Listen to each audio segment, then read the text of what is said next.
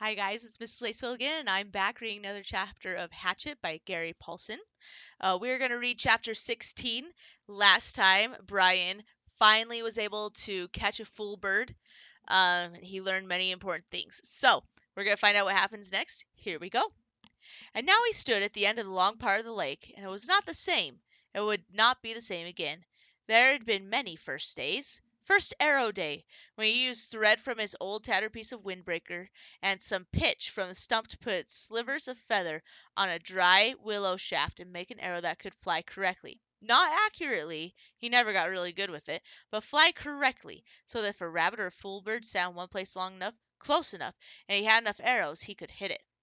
That brought first rabbit day, when he killed one of the large rabbits with an arrow, skinned it as he had the first bird, cooked it the same to find the meat as good, not as rich as the bird, but still good, and there were strips of fat on the back of the rabbit that cooked it into meat to make it richer.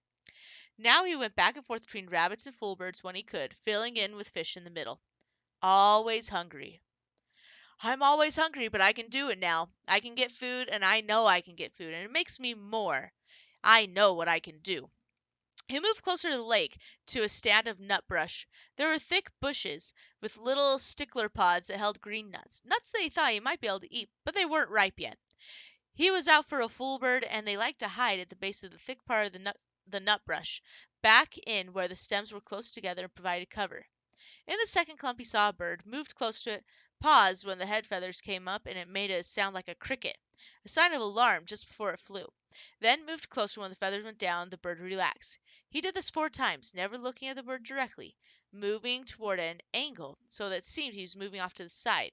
He had perfected this method after many attempts, and it worked so well that he had actually caught one with his bare hands until he was standing less than 3 feet from the bird, which was frozen in a hiding attitude in the brush. The bird held for him, and he put an arrow to the bow, one of the feathered arrows, not a fish arrow, and drew and released. It was a clean miss, and he took another arrow out of the cloth pouch at his belt, which he had made from a piece of his windbreaker sleeve, tied at one end to make a bottom. The fool bird sat still for him, and he did not look directly at it until he drew the second arrow and aimed and released and missed again. This time the bird jerked a bit, and the arrow struck next to it so close it almost brushed its breast.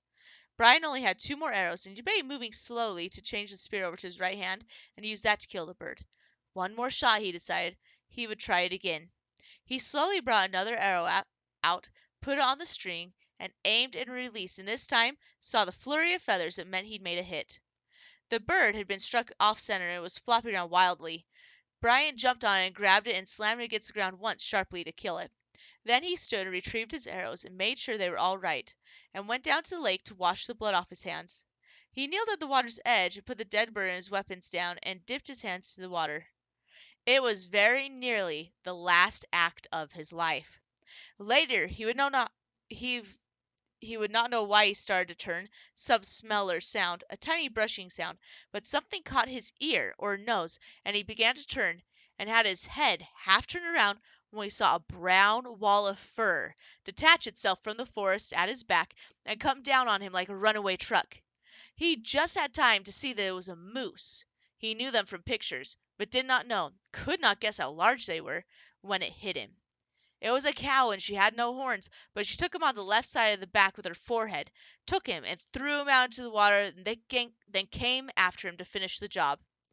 He had another half second to fill his lungs with air, and she was on him again, using her head to drive him down to the mud at the bottom. Insane, he thought. Just that, the word insane. Mud filled his eyes, his ears, and the horn boss on the moose drove him deeper and deeper into the bottom bucket. Suddenly it was over, and he felt alone. He sputtered to the surface, sucking air and fighting panic, and when he wiped the mud and water out of his eyes and cleared them, he saw the cow standing sideways to him, not 10 feet away, calmly chewing on a lily pad root. She didn't appear to even see him, or didn't even seem to care about him, and Brian turned carefully and began to crawl out of the water. As soon as he moved, the hair on her back went up and she charged him again, using her head and front hooves this time, slamming him back and down into the water on his back this time, and he screamed the air out of his lungs and hammered on her head with his fist and filled his throat with water, and she left again. Once more he came to the surface, but he was hurt now, hurt on the inside, hurt in his ribs, and he stayed hunched over, pretending to be dead. She was standing again, eating. Brian studied her out of one eye, looking to the bank with the other, wondering how seriously he was injured, wondering if she would let him go this time. Insane. He started to move ever so slowly, and her head turned, and her back hair went up, like the hair on an angry dog, and he stopped, took a slow breath, and the hair went down as she ate. Move, hair up, stop, hair down. Move, hair up, a half foot at a time until he was at the edge of the water. He stayed on his hands and knees indeed was hurt, so he wasn't sure he could walk anyway, and she seemed to accept that and let him crawl slowly out of the water and up into the trees and the brush. When he was behind a tree, he stood carefully and took stock. Legs seemed to be all right, but his ribs were hurt bad. He could only take short breaths, and then he had a jabbing pain, and his right shoulder seemed to be wrenched somehow. Also, his bow and spear and full bird were in the water.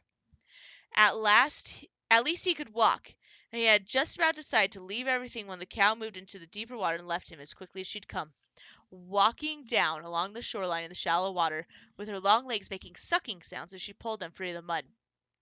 Hanging on a pine limb, he watched her go, half expecting her to turn and come back to run over him again. But she kept going, and once she was well gone from sight, he went to the bank and found the bird, then waited out a bit to get his bow and spear.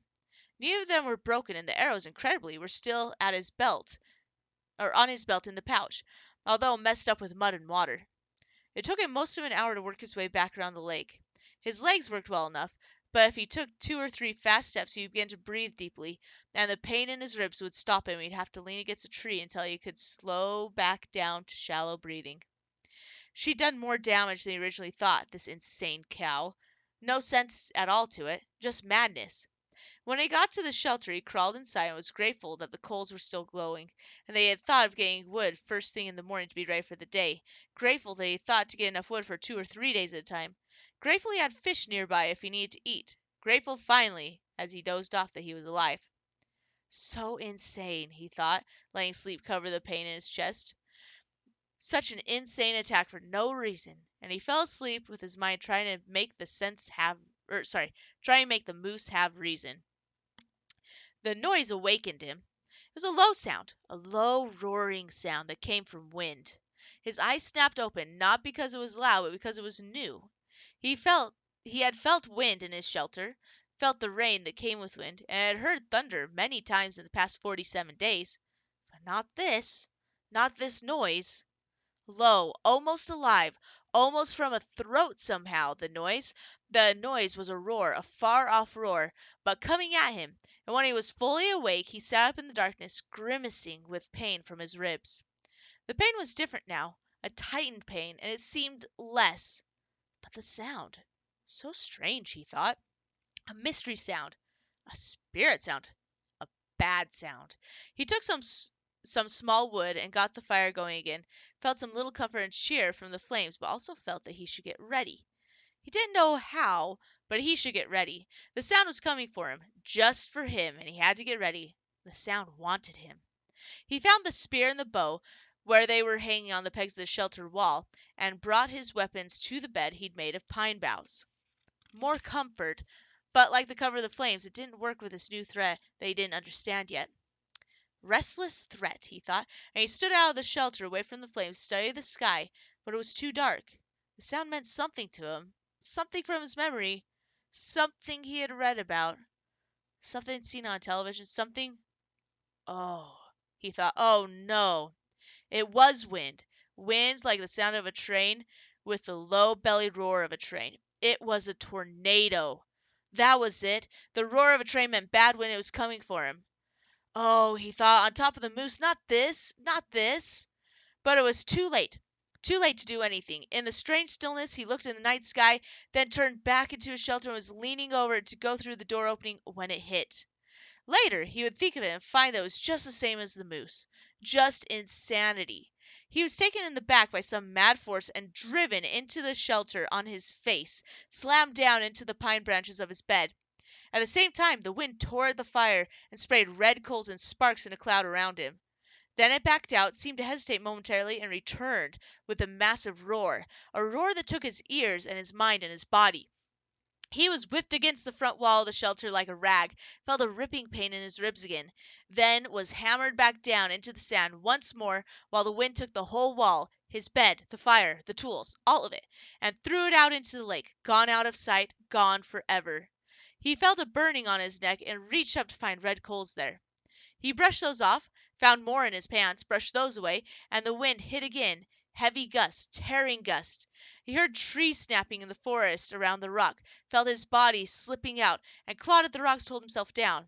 He couldn't think, he just held and knew that he was praying, but didn't know what the prayer was, knew that he wanted to stay and be. And then the wind moved to the lake.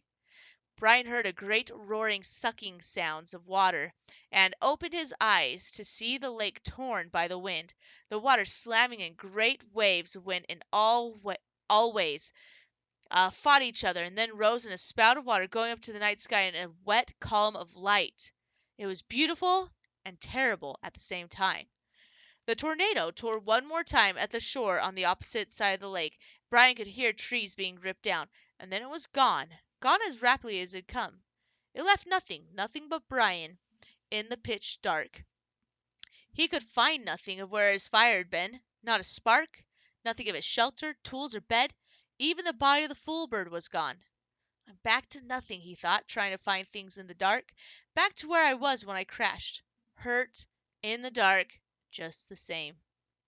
As if to emphasize his thoughts, the mosquitoes, with the fire gone, the protective smoke no longer saving him, came back in thick, nostril-clogging swarms. All that was left was the hatchet on his belt.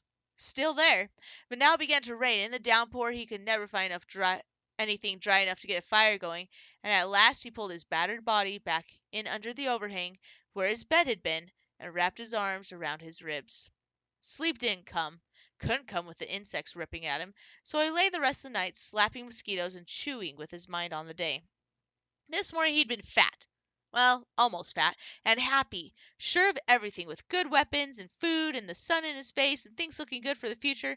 And inside of one day, just one day, he'd been run over by a moose and a tornado, had lost everything, was back to square one, just like that. A flip of some giant coin, and he was the loser. But there was a difference now, he thought. There really is a difference. I might be hit, but I'm not done. When the light comes, I'll start to rebuild. I still have the hatchet, and that's all I had in the first place. Come on, he thought, baring his teeth in the darkness. Come on. Is that the best you could do?